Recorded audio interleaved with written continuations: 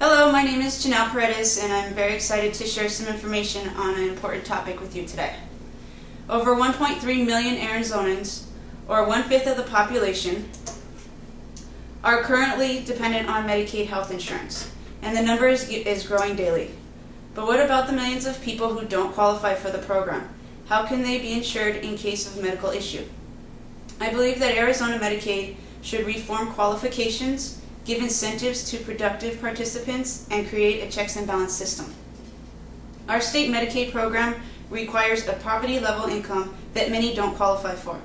Many Arizonans who are working and contributing to our state are uninsured and overlooked by the program. In addition, countless individuals are taking advantage of the state's generosity and abusing the benefits that Medicaid offers. I am currently a pharmacy technician and work in the state-funded facility. 90% of our customers are insured through Medicaid. It is extremely frustrating when one of the patients comes to the pharmacy to pick up their medications and reeks of alcohol and tobacco, and they refuse to pay a $4 copay because they are broke. This example of Medicaid abuse plays throughout the day on a regular basis. To make matters worse, I recently had a small medical procedure performed, and even though I pay over $100 a month in insurance, I was still billed $580 for my copay. If I was on Medicaid, I would not have costed me a dime. I'm sure that many of you have also experienced frustrating events like these in your own lives. In order to begin to fix the problems with Medicaid, we need to start at the ground level and adjust the qualifications of the program. Medicaid requires that an individual's gross monthly income cannot exceed $931. A full-time college student receiving a full financial aid package has a gross monthly income of $1,254. Or think of someone who works 40 hours a week getting paid minimum wage. Their gross monthly income is $1,274. This is the total monthly income requirement for the Medicaid. Neither the college student nor the full-time person working and making minimum wage qualifies. They exceed the limit. A college student trying to better themselves or a hardworking individual trying to make ends meet does not qualify for Medicaid, but someone earning little or no money is accepted into the program. It seems that a lack of ambition is being rewarded and the people trying to succeed are being punished. This leads us into our next problem: a general lack of incentive. You either qualify or you don't. There is absolutely no consideration for individuals who are trying to be a productive part of society. It's giving people an attitude of why do anything when I can do nothing and get everything. It makes it nearly impossible to implement a checks and balance system to Medicaid because of the ridiculous amount of people qualifying for the program.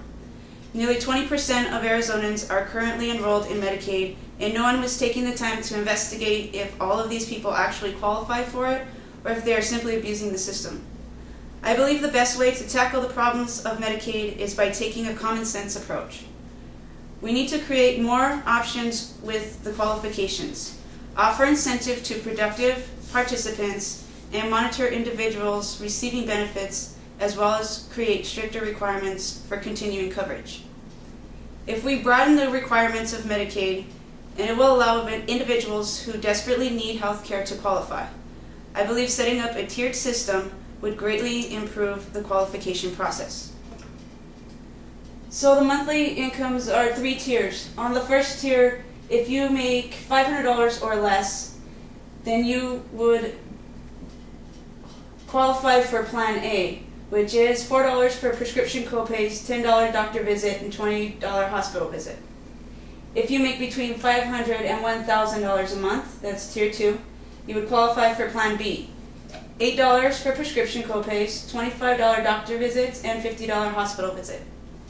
If you make $1,000 to $1,500 a month, that's tier 3, you qualify for Plan C.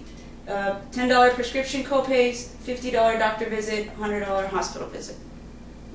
I also believe that implementing deductions incentives to productive individuals would greatly improve the quality of Medicaid.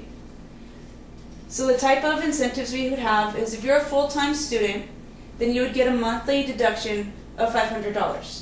Part-time student, $250.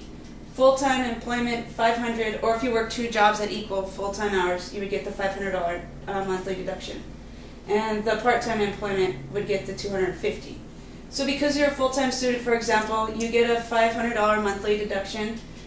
If you're a full-time student, you'll be in Tier 3. With your $500 deduction, you would go into Tier 2, so the cost of your prescriptions, doctor visit, and hospital would go down. Having a checks and balances system is crucial to reforming Medicaid.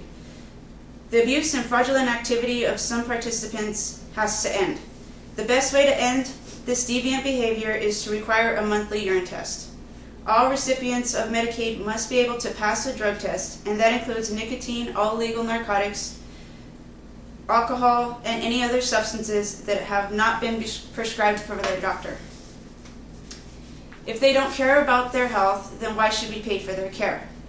Some people feel that everyone should have health care, but at some point we have to have some accountability for our actions and our lifestyles. President John F. Kennedy had the right idea when he stated, "Ask not what your country can do for you, but what you can do for your country." Reforming Medicaid is a serious problem that we need to address. The best way to let your voice be heard on this issue is to contact our governor, Jan Brewer, through her website, which is www.azgovernor.gov. Thank you for allowing me to share my thoughts on the Medicaid problem.